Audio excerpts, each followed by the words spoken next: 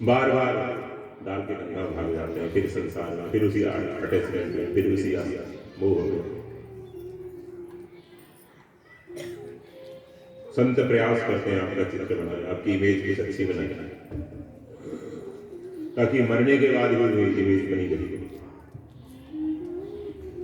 ऐसा चाहता है आप कॉपरेट तो करो, थोड़ा सहयोग तो करो, आप करना ही नहीं चाहते, बिना किए कहते हैं महाराज आशीर्वाद दो, आशीर्वाद दो, आशीर्वाद। ऐसी भिखारियों को थोड़ी आशीर्वाद मिलता है मांगने वाले, आशीर्वाद लाइक नहीं, ऑटोमेटिकली मिलता है। एक नाथ जी महाराज गुरु जी के पास रहते थे, बहुत समय हो गया रहते। एक उनके गुरु जी जो जनार्दन पंत थे, उनके पास दत्त भगवान आते थे, एक अवधूत वेश से दत्तात्रेय जी आते थे। एक नाथ जी देखते थे भीतर कुटिया में एक गुरु जी के पास एक बाबा जाता है अवधूत, उसके साथ एक कुटिया ले जाती है, ऐसा बाबा जाता है। वो कामधेनु माता थी, उसको सामान्य वेश में रखते थे, कुटिया के वेश में रखते थे, और खुद भी एक भिखारी के फंडे खाली के रूप में रहते जाते अंदर। लेकिन गुरु जी की आज्ञा नहीं अंदर आने की, इसलिए बाहर बैठे रहते, कभी इंटरफेयर नहीं करता। गुरु जी की आज्ञा नहीं, बाहरी प्रणाम कर लेते, गुरु जी जो काम बता देते वह काम कर लेते, नहीं तो बैठ कर भजन करते, जप करते थे।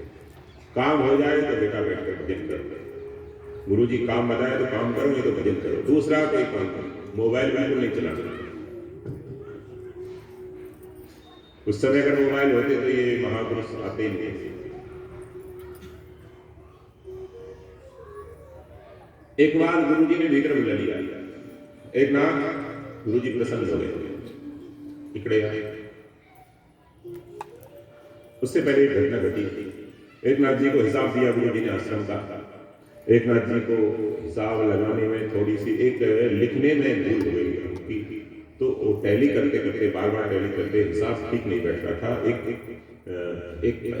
5 पैसे का अंतर पड़ रहा था उसमें, उस समय 5 पैसे बहुत होते थे, क्योंकि वो संख्या लिखना भूल गया बार बार। फिर देखा वो जो गुरु जी ने रफ पेपर दिया है उसमें वो संख्या लिखी है, वो भी तो मैंने नहीं लिखी उसमें, वो भी ऐड किया। फिर हिसाब लगाया तो ठीक हो गया, दोबारा लगाया, टैली किया 2-3 बार, बिल्कुल ठीक हो गया जो गुरु जी का हिसाब था। तो खुश होकर छोटे बच्चे से ताली बजा के नाचने लगे, वाह वाह वाह, भूल मिट गई, भूल मिट गई, भूल मिट गई। गुरु जी उस समय लघुशंका के लिए बाहर आए थे, रात्रि के 12 बजे थे। बोले एक नाथ, एक बोला क्या झाला बेटा, क्या हो गया, क्यों खुश हो रहा है? बोले गुरु जी भूल मिट गई, भूल मिट गई। कितनी भूल मिट गई? बोले 5 पैसे की भूल मिट गई। 5 पैसे की भूल मिट गई, इतना खुश हो रहा है? अरे बेटा जन्म जन्म की भूल मिट जाए तो कितनी अपार खुशी होगी बता। जन्म जन्म से जो भूला है अपने आप को, अपने कर्तव्य को, अपने प्रभु को, अपने स्वरूप को, उसका रियलाइजेशन हो जाएगा। भूल से अपने को शरीर मान रहा है, स्त्री मान रहा है, पुरुष मान रहा है, गृहस्थी मान रहा है, साधु मान रहा है, छोटा मान रहा है, बड़ा मान रहा है, वो अगर भूल मिट जाए तो चरण पकड़ लिए गुरु जी, वो तो आप कर सकते हो, आपकी कृपा से संभव है। गुरु जी के चरण पकड़ लिए, गुरु जी को कर। दूसरे दिन जब दत्त भगवान आए तो बुला लिया, एक इकड़े आया, बुला एक नाथ जरा, मराठी समझते थोड़ी थोड़ी, एक नाथ जरा बेटा, एक जी गुरु जी प्रणाम किया। दत्त भगवान ने पूछा ये कौन है? ये कौन है? कौन आया? ये कहां से आया? कौन है? जनार्दन पंत जो गुरु जी थे उन्होंने कहा कि कृपा करो, ये बालक है, कृपा आपकी कृपा हो जाए तो तत्काल इसका काम हो जाएगा, बेड़ा पार हो जाएगा। गुरु जी ने कहा अच्छा। उन्होंने दत्त भगवान ने कहा ऐसी बात है, तो बेटा चल ये हमारा खप्पर उठा और इस खप्पर में इसको दिया कर दूध दो ले, दूध दो ले और दूध पी ले, तेरे को ज्ञान हो जाएगा। गुरुजी की आज्ञा, बहस नहीं की, गुरुजी की दिमाग खराब है। आजकल के बच्चे तुम्हारा आर्गुमेंट कितने करते हैं। ये माताएं उनको इतना आर्ग्यू करना सिखा देती, इतना आर्गुमेंट करना सिखा देती, इतनी बहस करना सिखा देती है, पूछो तो वो सरल नहीं रह पाते, टेढ़े हो जाते। जैसे जन्मजात उनको वकील बनाना, ऐसे करे कोई आदमी नहीं। जैसे गुरु जी ने कहा कोई तरह कप्पर उठाया, कुतिया का दूध दोहा, अब अकेले कैसे ले लो, पहले वो महापुरुष को दिया, फिर गुरु जी को दिया, थोड़ा उसमें से लिया उन्होंने, फिर कहा पी जाए। और महाराज जैसे ही दूध पिया है, कंठ के नीचे गया है, वैसे ही महाराज कुछ और सृष्टि दिखाई दे रही। आनंद ही आनंद है, आनंद। हम जिस सृष्टि को बंधन कारक मान रहे थे, दुख रूप मान रहे थे, अपने को शरीर मान रहे थे, वो माजरा ही कुछ और है। दिव्य दृष्टि, थर्ड आई खुल गई।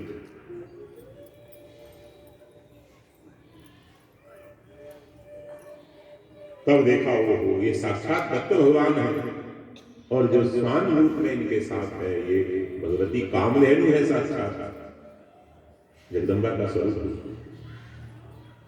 दृष्टि बदल गई तो सृष्टि बदल गई, दृष्टि बदल गई तो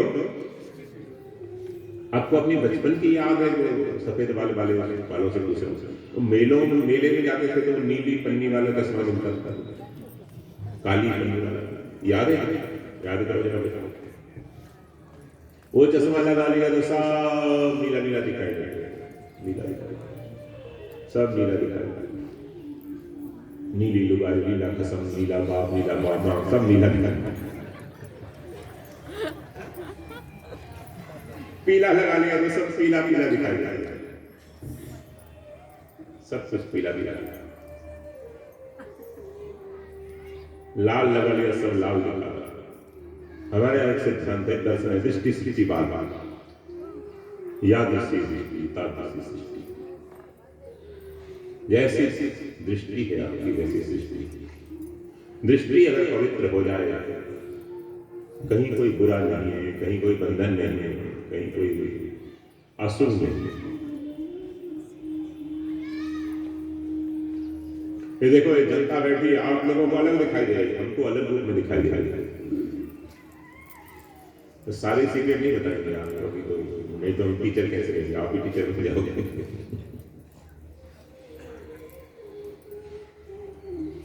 भाव, एक ग्राउंड देखते हैं तो हमारा भाव ये बनता है कि हाँ खूब सत्संग हो सकता है, हजारों लोग बैठे सत्संग सुन सकते हैं। आपका बच्चा देखेगा तो सोचेगा प्ले ग्राउंड बहुत अच्छा है, क्रिकेट खेलेंगे। एक प्रॉपर्टी वाला देखेगा अथवा माफिया देखेगा, सोचेगा बड़ी बिल्डिंग बन सकती है, बड़ा यहाँ पर महाराज बर्बादी प्लेस बन सकता है, क्या करें शादी प्लेस। और कोई किसान देखेगा सोचेगा चना बहुत अच्छा होगा इसमें, चना कल तो ग्राउंड एक, प्लाट एक, लेकिन दृष्टि कई होगी ना, बस ऐसी। इससे आप समझ सकते हैं दृष्टि में जब आपके विकार है तो सृष्टि आपको अलग दिखाई देती है, बंधन कारक दिखाई देती है। राग और द्वेष से, राग द्वेष से मुक्त होकर जब आप देखते हैं, न्यूट्रल होकर देखते हैं, भगवान का स्वरूप नहीं है, कोई बुरा नहीं है, कोई बंधन नहीं है, कोई अशुभ नहीं है, कोई टेंशन नहीं है। ये सत्संग से दृष्टि मिलती थी, सत्संग से दृष्टि मिलती। देखो आपकी परिस्थिति नहीं बदलती सत्संग करने से, कि आप मोटे हो तो पतले हो जाओगे, थोड़ा रिड्यूस हो जाएगा बेटा, आप धनी हो निर्धन हो जाओगे, निर्धन धनी हो जाओगे, पैसा बढ़ जाएगा, बेटी की नौकरी नहीं है नौकरी लग जाएगा। वो श्रद्धा का विषय है, कहीं किसी महापुरुष में आपकी श्रद्धा हो जाए तो ऐसी घटनाएं कभी कभी घट जाती हैं, लेकिन सत्संग से सब नहीं होता। सत्संग से परिस्थिति नहीं बदलती, मनस्थिति बदलती। बोलो, सत्संग से परिस्थिति नहीं बदलती, बल्कि मनस्थिति बदलती। मनस्थिति बदलती, मन में ही तो सारा लफड़ा है, सारा सुख सारा बना। महाराज जी का सुख है, महाराज जी इस तरह की स्पीकर भी नहीं मारे। सत्संग से परिस्थिति नहीं बदलती कि बीमार है घर में कोई तो वो स्वस्थ हो जाएगा, पॉजिटिव है तो नेगेटिव हो जाएगा। ये सत्संग नहीं करता है। मनस्थिति बदल जाती है, आप उसी में खुश रहना सीख जाते हैं, उसी कंडीशन को हंसते हंसते फेस करना सीख जाते हैं। एक दृष्टि मिलती है, एटीट्यूड चेंज होता है। परिस्थिति नहीं मिलेगी सत्संग से। अगर परिस्थिति, अगर आपके मन में ऐसी बात है तो मत आना कल, परिस्थिति नहीं मिलेगी, टाइम खराब मत करना। मनस्थिति बदलती,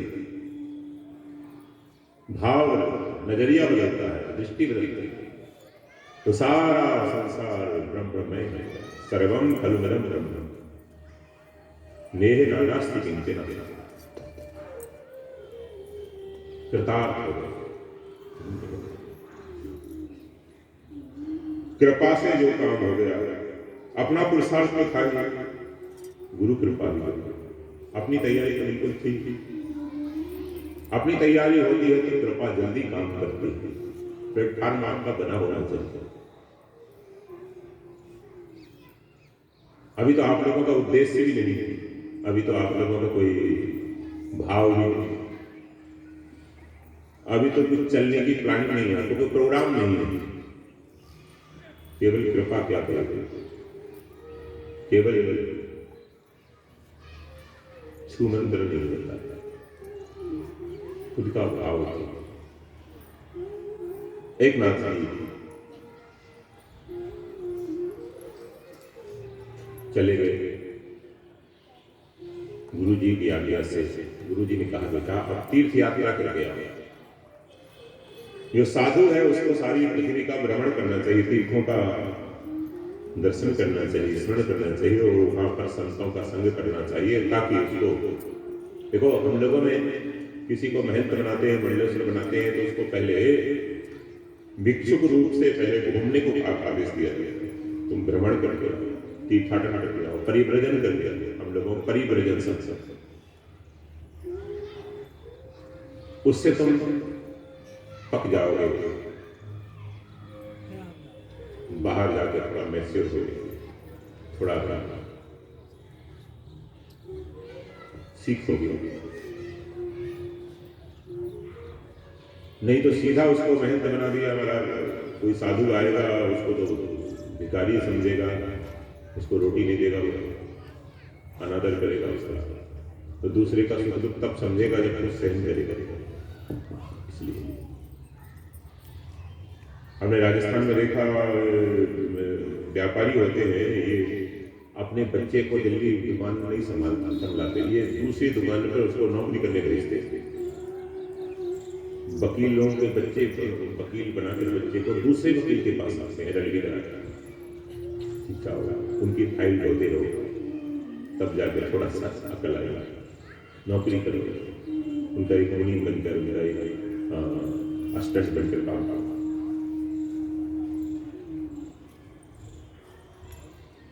फिर वो आर्गू करना सीखता है, बहस करना सीखता है, केस स्टडी करता है।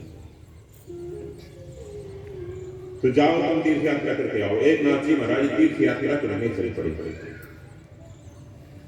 एक नाथ जी तीर्थ यात्रा करने निकल गए। करते करते सुख दुख अपमान से सम्मान सब सहते सहते बेचारे नंगे पांव पूरे भारत को घूमते घूमते और दक्षिण भारत में आ गए। फिर से मद्रास की तरफ आ गया। यहाँ जैसे जाकर पूरा करते करते उत्तर से पूर्व से पश्चिम, पश्चिम से दक्षिण में आ गए दोबारा। नहीं, पश्चिम से तो गए थे, दक्षिण में आ गए।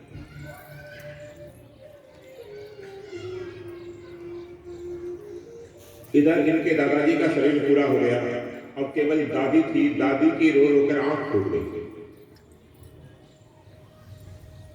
दादी की रो रोकर आंख फूट गई। शास्त्रों में लिखा है कि आप लोग इतना रोए हैं बेटे के लिए, बेटी के लिए, पति के लिए, पत्नी के लिए, धन के लिए, संपत्ति के लिए, बरेली वाले झुमके के लिए, जमीन के लिए, आप बार बार जन्म मेले में इतना रोए हैं, इतना रोए हैं। अगर वो सारे आंसू आपके इकट्ठे कर दिए जाए, आंसू को हार्वेस्टिंग करके इकट्ठे कर दिए जाए, तो एक बहुत बड़ा महासागर बन जाएगा, इतने रोए हैं आप। तो आपको ये यहाँ इसलिए बिठाया है कि आप ये रोना बंद कर दो, अब रोना धोना बंद कर दो। मेरी भी नहीं मानोगे तो फिर हमसे बड़ी सरकार के पास जाओगे, हम दूर डंडा मार मार के फिर सिखाएगा, तो वो थोड़ा हार्ड ट्रीटमेंट इसलिए बिठाया है आपको हमारे क्लास ठाकुर जी। अब रोना बंद करो, इतने रोए हैं, इतने रोए हैं, इतने रोए हैं, कभी पति के लिए, कभी बच्चे के लिए, बैल कर झूठ आई आसक्ति कर करके, आसक्ति कर करके इतना रोए हैं। एक महासागर हो जाएगा आपके आंसुओं को इकट्ठा कर दिया। इसलिए अब रोना बंद कर दो, अब रोना बंद कर।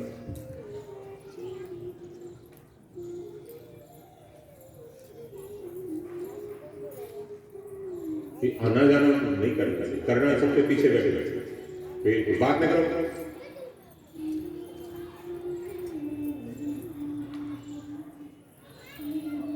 जरूरी काम है सबसे पीछे, चुपचाप चले चले आओ तो वेलकम, जाओ तो भीड़ नहीं। तो नारायण दादी की आंख फूट गई रो रो कर, पोते के लिए, पौत्र के लिए। क्या पोते को क्या बोलते हैं, ग्रैंडसन को क्या बोलते हैं, नाती। नाती के लिए रो रो कर आंख फूट गई। उत्तर भारत में पौत्र बोलते हैं, संस्कृत में पौत्र बोलते हैं तो पोता बोलते हैं, राजस्थान में पोता बोलते हैं। आंख फूट गई, माजा एका, माजा एका, माजा मुला, माजा मुला, माजा नाती, माजा नाती, रो रो कर आंख फूट गई। बेटा तो मुक्त हो गया, नाती तो मुक्त हो गया, लेकिन दादी की आंख, दादी अभी रो ही रही है। कि दादियों को बुरा हो, दादी रो ही रही है, लाखों वर्षों से रो रही है, राम प्यारी रो रही।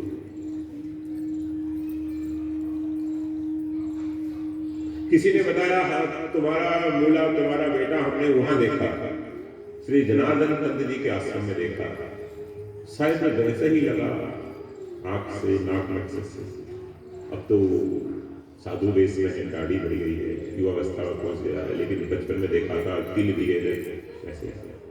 दादी ने अपने दूसरे भाई के देवर के बच्चों को भेजा, जाके देखो, मैं जी नहीं सकती उसके बिना, जाके देखो। अब इस घटना को 12 वर्ष बीत गए, 12-14 वर्ष बीत गए।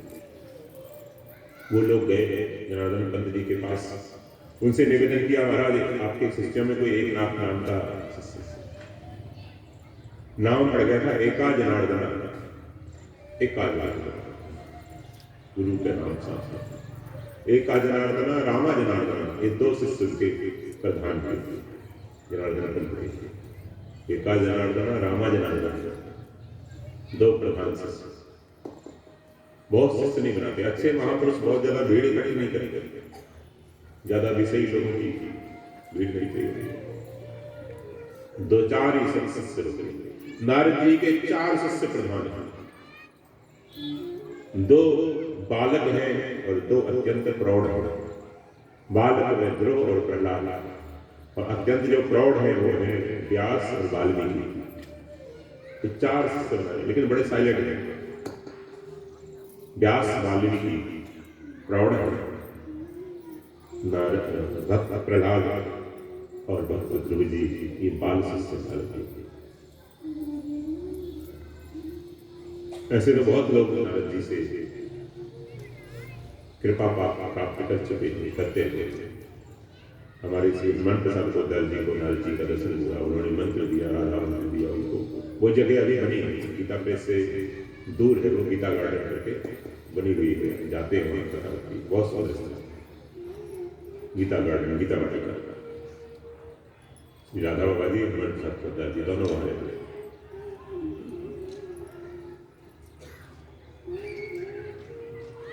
तो दो शिष्य प्रधान थे, एका जनार्दन रामायण। गुरुजी ने कहा कि हाँ मेरे पास रहता तो है, लेकिन अभी तीर्थ यात्रा गया। बोलो क्या बात है? बोले महाराज उसकी दादी की आंख चली गई, रोते रोते आंख चली गई। इतना रोती है, इतना रोती, इतना रोती, दिन रात कोई काम नहीं, तो रोती रही, रोती होती, दरवाजे में बैठ जाती है गाड़ा वाला में, और रोती होती, रोती होती। अच्छा, उसने तो मेरे से कहा कि मेरा कोई नहीं है। मैंने पूछा माता है, पिता है? बोले कोई नहीं है। चलो देखो तीर्थ यात्रा गया है वो, अब वहीं से आएगा। वहां जो शंकर जी का प्रसिद्ध मंदिर है, वहां भी गोदावरी में स्नान करके वो तीर्थ में भी जाएगा, वो अपनी जन्मभूमि के पास ही। वहां जब आएगा तो मेरा आज्ञा पत्र उसको दे देना। गुरु जी ने पत्र लिख दिया कि एक नाथ अब तुम दादी के पास रहना, और जैसे मेरी आज्ञा पालन करते हो ठीक वैसे ही दादी की आज्ञा पालन करना। अब मेरी जगह अपनी दादी को तुम गुरु समझना। लोग पत्र लेकर आ गए, गुरु जी का आज्ञा पत्र लेकर, और देखते रहे शिव जी का जो प्रसिद्ध शिवाला था, उसमें गोदावरी किनारे कोई साधु आता तो देखते, कोई साधु आता देखते। एक नाथ जी आ गया। अब एक नाथ जी का अवस्था लगभग 25-26 वर्ष की थी, दाढ़ी मूछ निकल गई, बाल बड़े बड़े बड़े आए दर्शन से वो रेकी करते रहे। जब उन्होंने गोदावरी में स्नान किया, शिव जी की पूजन किया, रुद्राभिषेक किया, नमक चमक से विधिवत पूजा की शिव जी की, सहस्त्रार्चन किया। उसके बाद जब बाहर आए तो लोगों ने प्रणाम करके पूछा, महाराज आपका नाम एका जनार्दन है, आप एक नाथ हैं? अब एक नाथ जी का तो झूठ बोलने का कोई काम नहीं, कारण नहीं था। सिर हिला दिया, मौन थे। क्या बात है? पूछा क्या बात? इशारों से बोले आपके गुरु जी ने एक पत्र दिया। मेरे गुरु जी ने? हाँ आपके गुरु जी। पत्र लिया एक नाथ जी ने, अपनी पगड़ी उतारी, उस पगड़ी पर पत्र रखा। नीचे कैसे रखे? गुरु जी का पत्र है, गुरु से पगड़ी पर पत्र रखा और पत्र की परिक्रमा की और साष्टांग प्रणाम किया। साष्टांग प्रणाम किया पत्र को, क्योंकि गुरु जी का स्वरूप है, गुरु जी का संदेश, गुरु जी का स्वरूप है। सिख लोगों में बहुत बड़ा मंदिर बनाते हैं, उसमें कोई मूर्ति नहीं होती, केवल ग्रंथ होता है। सब सिखन को हुक्म है, गुरु मानियो ग्रंथ। वहां गुरु स्वरूप में ग्रंथ है, तो गुरु जी का पत्र है, गुरु स्वरूप में। उसको प्रणाम करके मत्थे से लगाया, फिर खोला, मत्थे से लगाया, आंखों से लगाया, बड़ा गदगद हो गया। गुरु जी ने मेरे को याद किया, बाबा गुरुदेव ने याद किया। बीच में ही यात्रा पूरी नहीं हुई। एक नाथ जी इतने तन्मय थे कि भूल गए ये मेरी जन्मभूमि, ये भूल गए, इतने तन्मय थे। कुछ परिक्रमावासी आ रहे थे, नर्मदा परिक्रमावासी आ रहे थे हमारे ऋषिकेश से। किसी ने कह दिया कि स्वामी जी का भी जन्म स्थान नर्मदा है। मेरे से पूछने लगे, संयोग की बात उस समय मेरे को याद आ, क्योंकि जनरली उपयोग नहीं करते थे। तो वो कह रहे थे ऐसा कैसे हो सकता, कोई जन्म होने कैसे हो सकता, लेकिन उस समय मेरे को याद नहीं। अवस्था की बात है, हम तर्क से बुद्धि से उससे नहीं समझ सकते। एक नाथ जी पत्र पढ़ा, गुरु जी ने लिखा था, बेटा एक नाथ तुमने बताया नहीं, तुम्हारे घर में दादी होती, अब मेरी आज्ञा है वहीं रहना, अब मेरे पास आता ना बेटा, वहीं रहना और दादी की आज्ञा पालन करना। दादी जैसा कहे वैसा कहे, क्योंकि जब तक माता पिता दादा दादी जिंदा है उनकी सेवा करना ही पुत्र का, शिष्य का कर्तव्य। उनका संस्कार हो जाए। देखो, बच्चों की शादी कर दी और माता पिता का संस्कार हो चुका, बस उसके बाद हाउस होल्ड लाइफ फिनिश। उसके बाद आप गाड़ा गाड़ा से जा सकते हैं। अगर मन में थोड़ी विरक्ति है तो जा सकते हैं, नहीं तो घर में ही दो कल बताया था। माता पिता का संस्कार कर चुके, अंतिम संस्कार, बच्चों का विवाह संस्कार कर चुके, शिक्षा दे चुके, समावर्तन करके विवाह संस्कार हो गया, बस हाउस होल्ड लाइफ फिनिश। अब गृहस्थ आश्रम आपका पूरा हो गया। तो दादी की आज्ञा मानना। दादी जब तक जिंदा था तुम वहीं रहना। गुरुजी ने कहा वहीं रहना। एक नाथ जी आसन बिछाकर वहीं बैठ गए। वो चौराहा था, घर नहीं था, वो चौराहा। एक नाथ जी वहीं बैठ गए। वो अंधी दादी को लोग पकड़ के लाए और तुझा एका आला, तुझा एका, तेरा एका आ गया, चल तेरा एका। ओ महाराज खुश होकर नाचना आई और बस एक नाथ को पकड़ लिया, हृदय से लगा लिया, टटोल के देखते ये कैसा है, कैसा है। उसका नेत्र ही नहीं थे। संयोग की बात, जैसे एक नाथ को स्पर्श किया उसको दृष्टि प्राप्त हो गई। दादी को दृष्टि प्राप्त हो गई। दादी रोने लगी, बेटा आप तो नहीं जाएगा। बोले अब कैसे जाऊंगा? जा भी सकता तो भी गुरु जी की आज्ञा से बंधा हुआ। विरक्त गुरु आज्ञा से बंधा, गृहस्थ माता पिता की आज्ञा से बंधा। वही उसके माता पिता, वही गार्जियन से। आज्ञा गुरु नाम अविचारी नहीं नाम, उसमें विचार नहीं, उसमें आज्ञा नहीं करते। हो गई वही रहना, वही बैठ गए। बाद में वही लोगों ने घर भर झोपड़ी बना दी, घर बना दिया, वो चौराहे पे रास्ते को थोड़ा डाइवर्ट। एक नाती वहीं बैठ के दादी रहने लगी। अब दादी का एक ही है, बेटा विवाह कर ले, बेटा विवाह कर ले, मैं पड़पोते का मुंह देखना चाहती हूँ, पड़पोते का मुंह देखना। पता नहीं मरते मरते मुंह नहीं छूटता है नातों का, क्या हो जाता है। हे भगवान, हे भगवान, नारी है या महामारी है।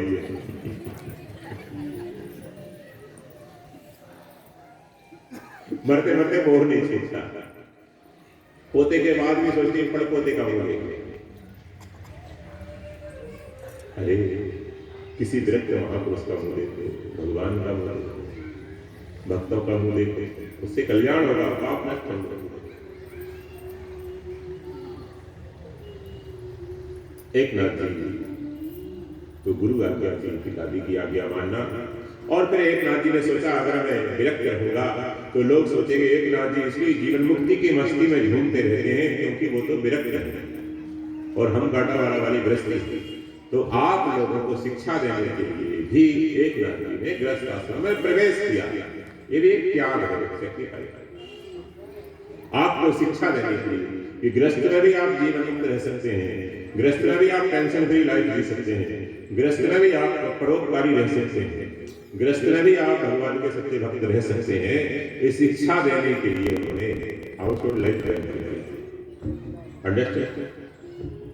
इसलिए गृहस्थ आश्रम में आप लोगों को कृपा करने के लिए, आप दया करने,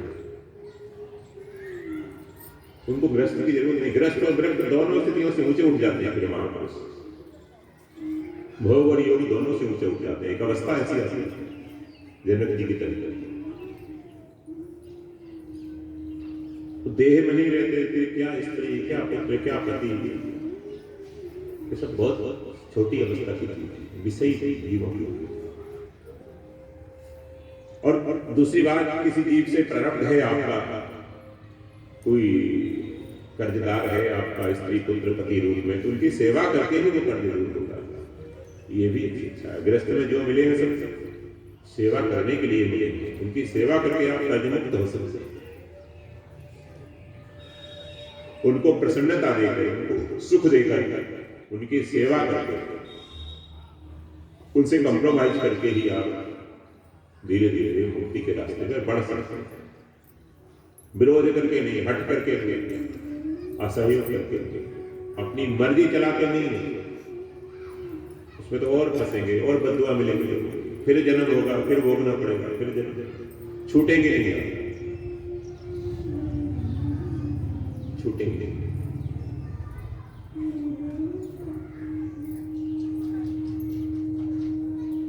ग्रस्त आश्रम है, गिरिजाबाई की देवी बड़ी साध्वी, बड़ी साध्वी। जैसे रामकृष्ण परमहंस और शारदा माँ की जोड़ी है, ऐसे एक नाथ और गिरिजाबाई की जोड़ी। दादी की इच्छा की इसलिए एक पुत्र रत्न को जन्म दिया, हरि नाम रखा उसका, हरि हरि। पहले गृहस्थी लोग ऐसा नाम रखते थे, भक्त लोग ऐसा नाम रखते थे। बेटे के बहाने से हरि हरि हरि हरि, बेटी के बहाने से राधा राधा,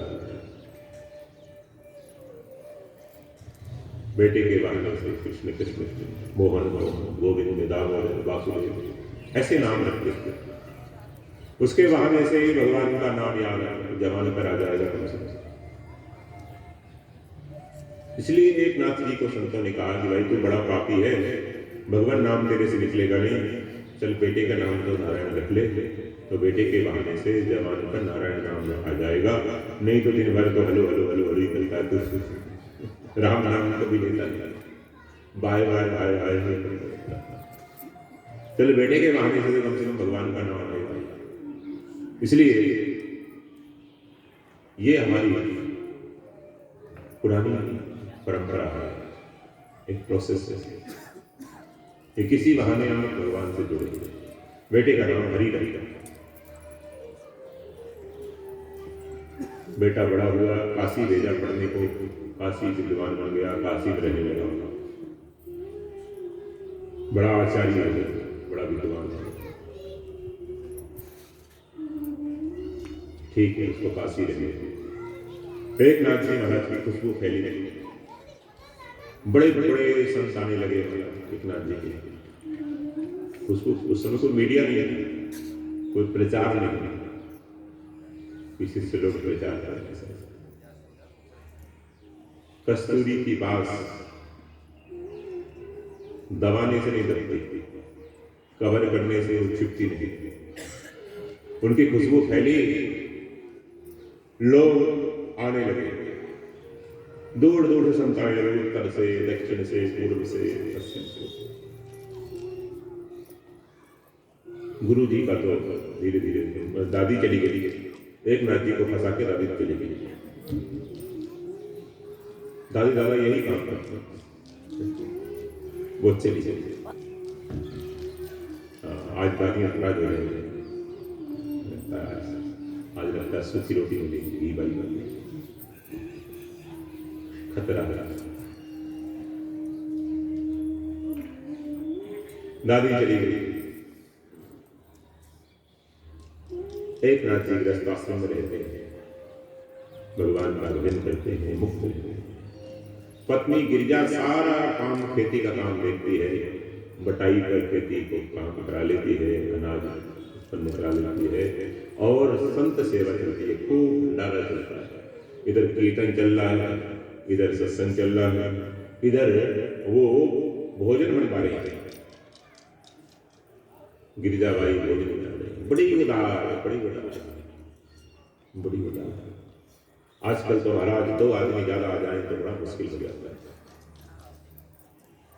सोचते हैं जो होटल से खाना लाना पड़ेगा, जो ज्यादा पढ़े लिखे लोग हैं बहुत कंजस्टेड, खूब भंडारा। एक दिन संत आ गए ज्यादा, सब कुछ है। गिरिजाबाई ने देखा केवल सूखी लकड़ी नहीं है, लकड़ी बरसात में भीग गई। लकड़ी तो काफी इकट्ठी कर रखी थी उन्होंने, फाड़ के छोटे छोटे पीस करके रखे, लेकिन बरसात में भीग गई लकड़ी में सब। अब क्या करें, इतने संतों का भोजन बनाना है, तो क्या किया, जो छत में लकड़ी थी, वो छत की बीच बीच की एक एक लकड़ी निकाल ली, छोड़ा उसको बदन में, गेड़ा बोलते ना हम लोग, बीच बीच का एक एक गेड़ा सागवान का निकाल लिया। पड़ोसन आ गई उसी समय, पड़ोसन बोली, अरे तुम क्या कर रही है गिरिजाबाई, क्या कर रही है?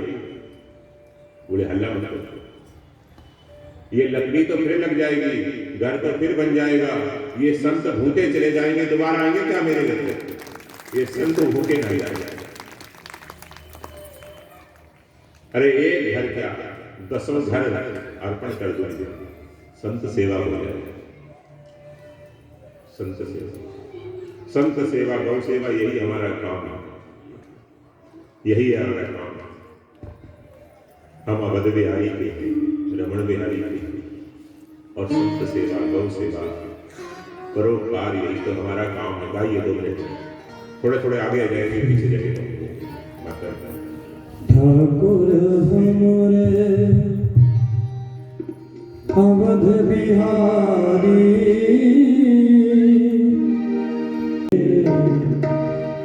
ठाकुर हमरे अवध बिहारी, हम हैं अवध बिहारी के।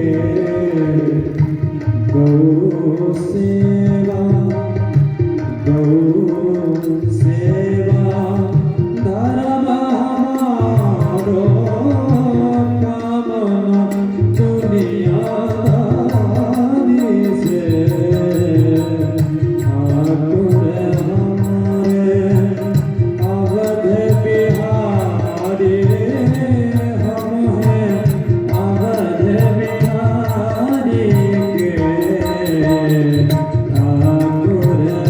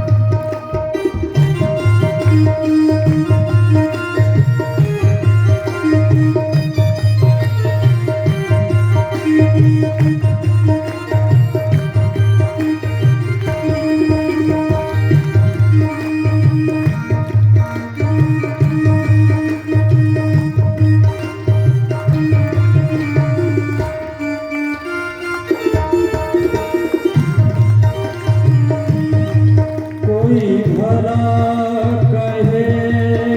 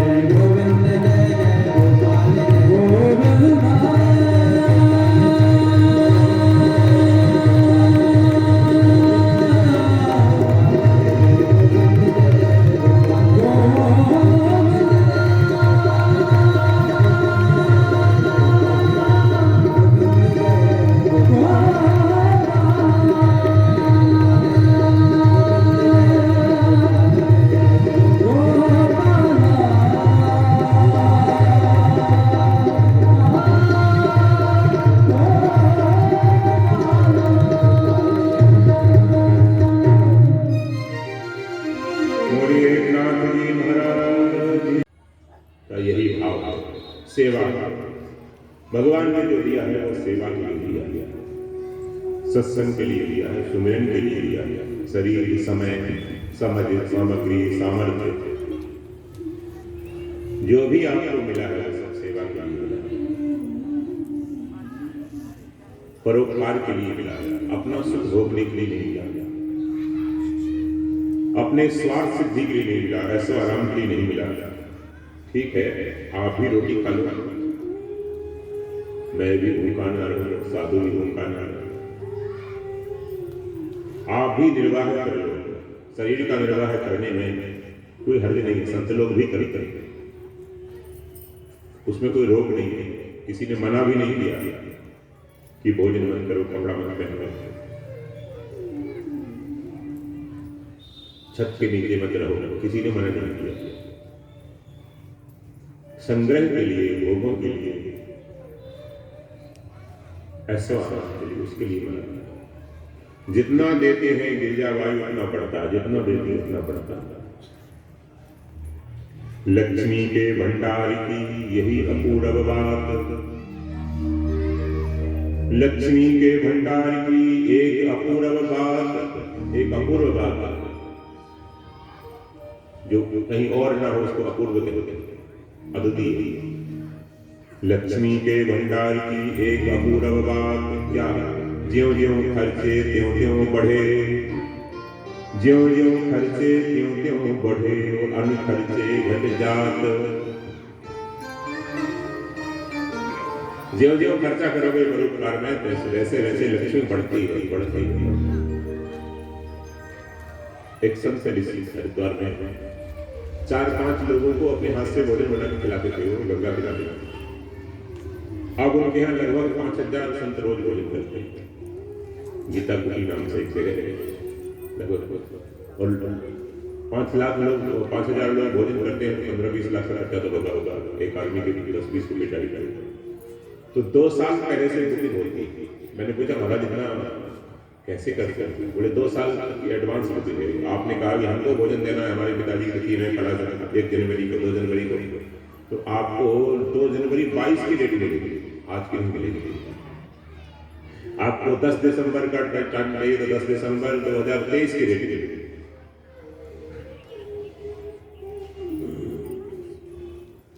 2-2 साल की बेटी की भाव होना चाहिए।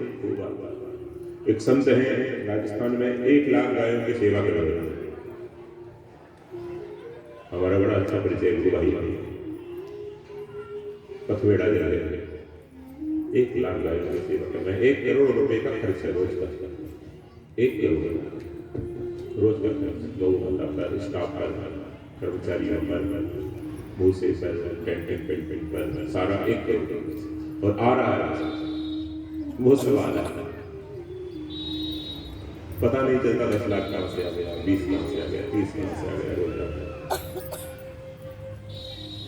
हजारों ट्रक भूसे के रोज आ गए, पंजाब से, गुजरात से, कहां से, हरियाणा से लाइन 50 आदमी तो मैनेजमेंट संभाल रहे, 10 मैनेजमेंट 10 ट्रक वहाँ भेज दो, 10 वहाँ भेज दो, वहाँ भेज दो, उसे अकाउंट भेज दो, वहाँ कर दो। 50 लोग तो मैनेजमेंट पढ़े लिखे, 1-2-4 तो ऐसे जो IAS छोड़कर आ गए। भाव है, सेवा भाव, आप जाके देखिए, खूब सेवा हुआ तो घर की लकड़ी जला दी, लेकिन आज उनका घर अमर हो गया।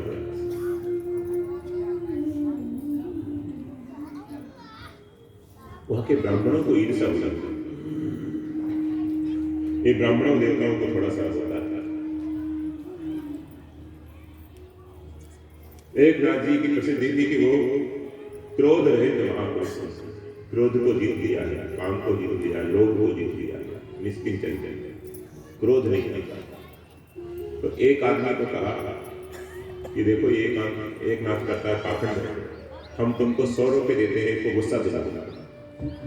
एक ब्राह्मण देवता की ड्यूटी लगा दिया, मस्करी वाला था, चंचल था, उद्यमी था, ऐसा छाटा और उसको कहा तो जा एक रात की गुस्सा। उस समय 100 रुपये आज के लाख रुपये बराबर होते, दे दिया इकट्ठा करके 2 रुपये, वो गया। एक नाथ जी ठाकुर जी को भोग लगाकर प्रसाद पाने के लिए बैठ गए। उसी समय वो गया, जूते पहने अंदर घुस गए दालान पर जहां भोजन करते। पहले के लोग जूते अंदर नहीं ले, जूते पहने गए, चमड़े के जूते। एक नाथ जी ने मन में सोचा ये जूते पहने आया, चलो कोई बात नहीं, फिर से घर की शुद्धि हो जाएगी, लेपन हो जाएगा गाय के गौ माता के गोबर से, वो पवित्र हो जाएगा। ऐसे सोचकर उसको इग्नोर कर दिया, बैठ गया। गिरिजाबाई से कहा, अरे हरि की मां थाल लेकर आओ, ब्राह्मण देवता आए, इनको भी भोजन कराओ। वो थाल लेकर आए, भोजन करने लगे। आप धोया, मैं पैर धोया, भोजन करने लगे। ये माताओं को बच्चों को छोटी छोटी बातें सिखाना चाहिए। एक हाथ से भोजन करेंगे, एक यहाँ से तोड़े, एक यहाँ से पाछा। संस्कार सिखाना कि माताओं की पहली गुरु तो मां है, फिर पिता है, फिर शिक्षक है। हमारे पास तो लाइलाज हो जाती बीमारी का बात है। पहले तो आते पहले ऐसा है तो हमारा कान खींच देते, कान ठोक दे, कान खींच दे। लेकिन तुम बचाते हो हमारे पास लाने से, कभी लाते नहीं, बहुत बचते हो, लुकते रहते हो, छिपते रहते हो। लाइलाज हो जाती तब आते हो, हमारा बच्चा बहुत